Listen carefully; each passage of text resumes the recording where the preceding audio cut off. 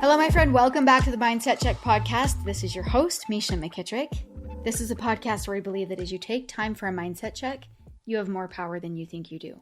And where we also believe that noticing the broken brings healing and power. I'm excited to jump into this mindset check today and to help us to see things that potentially we haven't seen yet or before. Before we get started, I want to tell you about last weekend. Last weekend was so fun. We went camping as a family. We had a great big family reunion. And there is one thing. No, there's a million things. There's so many great things from the weekend that I could share with you. But one thing that I want to share with you before we get started is how much I love knowing about birds and the safety that birdsong, the sound of birds, can bring into your life. Birdsong is relaxing and they sing beautiful melodies, and there's something about taking a deep breath and just hearing birds sing. But something that is actually really poignant about hearing birds and the way that it signals safety to our nervous system. Because most birds only sing when there's no predators around. When they sense danger, they instantly fall silent. Remember Bambi? I remember that so vividly from Bambi, but it's like it wasn't said, but you could so easily see it happening in the movie, right? You heard that the moment that there were hunters in the forest, the birds went silent. As humans evolved, they came to subconsciously relate birds singing with safety. And that is the reason that when we hear birdsong, we instantly relax and feel peaceful. So this is just a little tip for the next time that you feel stressed. You can just go outside and listen to the birds, or if you don't hear birds outside of your home, then turn on birdsong, like a video or some sounds, and just listen and let it provide and signal to your nervous system that you're safe and that you can be in a place of peace. All right, without further ado, I'm really excited about this episode and the potential that it has to help you really think through things in your life that you might be overlooking. And I'm going to tell you there's a huge benefit to seeing it. Let's jump in. My trash can is currently broken. I have the kind of trash can that you pull out. It's part of your cabinet. And here's something that's funny about the trash can is it kept like coming off the track. And for years I said to my middle son, like, Scotty, the trash can's broken. Can you come and fix it? Every time he would come and he would do something to fix it. And then the trash can was fixed. The reason why I'm laughing is because before he left for his mission, he was going to be gone for like 2 years, right? And I was like, Scotty, what am I going to do when the trash can breaks? And he's like, Mom, all I do is push it in tightly, like firmly, like just push it in slowly but firmly. And then when I pull it back out, it fixes. And that's why it's so funny because he never told me that. He just kept fixing it. But just recently, it has been doing that, kind of coming off the tracks every time I pull the trash can out. So now I'm like, okay, now what am I really going to do? So my trash can is currently having issues. And I have an issue with my calendar right now on my computer. Like every single time I open up iCal, it freezes. And then even if I shut my computer down, and restart it and everything, it works for like 2 clicks and then it freezes. And then I'm like, oh my word. And I can't even close it. I just have to move it off, kind of almost all the way off the screen. That's currently happening right now. And I haven't fixed it. I can use the calendar on my phone. And so it's not a huge priority. And I've just been sidestepping and only using my phone. Just like me, I bet you can rattle off a couple things in your life that you actually know need your attention. I want to share a little story with you. It's called Hidden Wedges. It's a story that Samuel Whitman shared in sharing examples from his own life. He said, "The story of the iron wedge began years ago when the white-haired farmer was a lad on his father's homestead. The sawmill had then only recently been moved from the valley, and the settlers were still finding tools and odd pieces of equipment scattered about.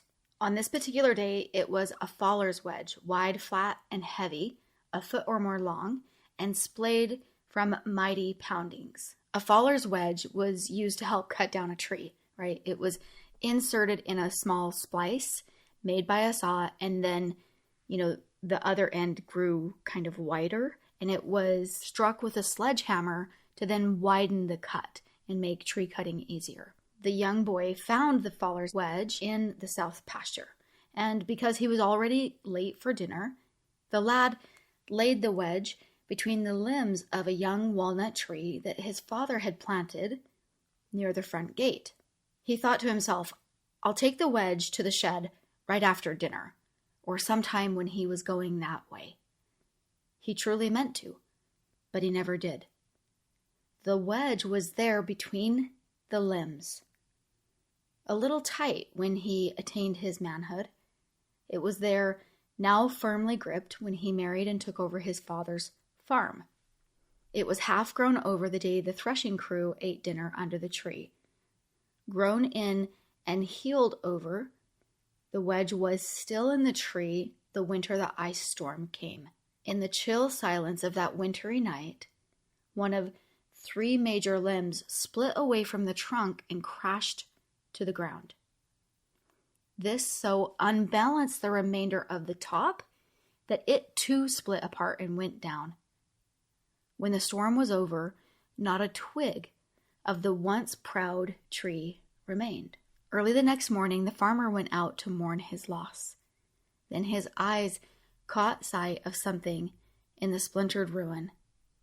"The wedge," he muttered reproachfully. "The wedge I found in the south pasture." A glance told him why the tree had fallen. Growing edge up in this trunk, the wedge had prevented the limb fibers from knitting together as they should. The ice storm that winter wasn't generally destructive. True, a few wires came down and there was a sudden jump in accidents along the highway. Normally, the big walnut tree could have easily borne the weight that formed on its spreading limbs. It was the iron wedge in its heart that caused the damage. There are a number of reasons we all have for the thing not being fixed in our life. Not taking care of the wedge, not fixing the trash can, not just helping our computer run smoother. And sometimes it's things like this that don't really make a huge difference. And sometimes we think it isn't making a big difference, and it ends up costing us way more. Way more. Either in our energy or in a total and complete loss, like the example with the tree. It's important to be able to recognize the cost, to open our eyes to the cost to making it right versus living with it. Because there's a lot of times that, like subliminally, we choose not to see it, and we don't even remember that the wedge is there until it cracks, much like the farmer, right? It's interesting when we talk about how this applies to our internal state, right? And what we do with our thoughts, our patterns, our coping. We can so often tell ourselves we're fine. We can power through the stiffness, the things that are hard. We carry what was never meant to be permanent. And eventually something gives. And those are the times when, honestly, when I've worked with a lot of clients in the past, they finally realize that they need to take the wedge out, right? When something breaks, when something cracks. And I'm just a huge believer in cleaning out, in being able to see that something isn't quite working well inside of us. A trash can and a computer, that's a whole nother ballgame, like outside of you.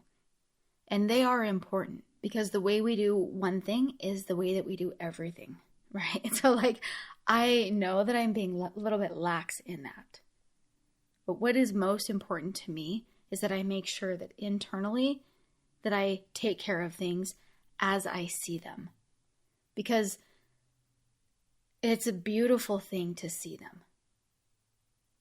This episode is literally just a simple, soft nudge to pay attention to the things that you've grown around. When we see them, we correct something that might be completely unrelated. It seems crazy, but a lot of times when we think it's about our marriage, it's really about us in a certain way.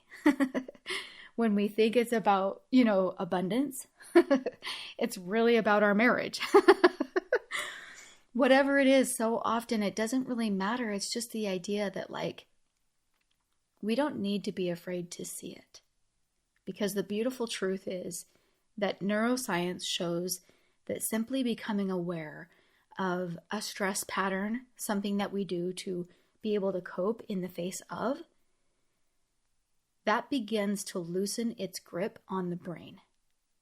Just naming the wedge, whether it's an old belief, a quiet resentment, or a coping mechanism, that activates the prefrontal cortex, your center of clarity, self-awareness, and conscious choice. So just by seeing it, you're already healing it. Just by noticing, you make space for something new. Just by seeing something, being willing to see something that isn't working in your life or something that you don't like, and being able to name it and spend a little bit of time there and looking for what it really actually is. That process alone already helps you heal it. And it's not about fixing everything overnight. It's about reclaiming power over what you thought was permanent. Like you thought this is just the way that I am, or this is just the way the world is. Challenge every single thing that you think like that. Next week, we're going to go a little bit deeper into this. We're going to talk about what happens when your inner cup overflows, how to empty it, how to renew, and become someone who can move through life with peace and power. But for today, let's find the wedge. Not with shame, with awe. That is a huge key difference. You can say, oh, I get why I did that because I was feeling like this. And it's really just a safe place. No shame, with awe, with understanding. Because when you find it, you get to free yourself. And in finding the wedges that you have meant to come back to, or maybe that someone even generationally, before you meant to come back to. In finding these wedges, you have more power than you think you do. All right, my friend, I hope this episode is enlightening and that it brought up for you something that you didn't see before. Something that you're just on the teeter-totter of seeing, Don't be afraid of it. That's literally your ticket to a different reality. That's okay. Even if it's something that you really don't like, if it's a truth that you didn't want to face, I promise you it's okay. Because it's not until you see it that you can rewrite it. Make sure that you're subscribed to the Mindset Check podcast so that next week we can talk a little bit more about what you can do, the actions that you can take from this awareness, from this reality or more clear look at your life. Also, over on Instagram, I've been trying to share a lot in stories. So I'm sharing a lot about shifting and resetting and tuning and all of the things that help our internal environment become the best place for us to really be, to be able to be in a state that just exudes goodness and happiness and high energy and vibration. Because we know that when we exude those things, our whole outsides are different, right? So if you're not following me on Instagram, you can find me at my friend Misha over there and watch my stories, my reels. I'm really trying to share just so much goodness on there with you. And with that, I want to leave you with a quote from Dr. Joe Dispenza. He said, "No doubt what you're creating inside of you begins to create what is outside of you." Until next time, my friend.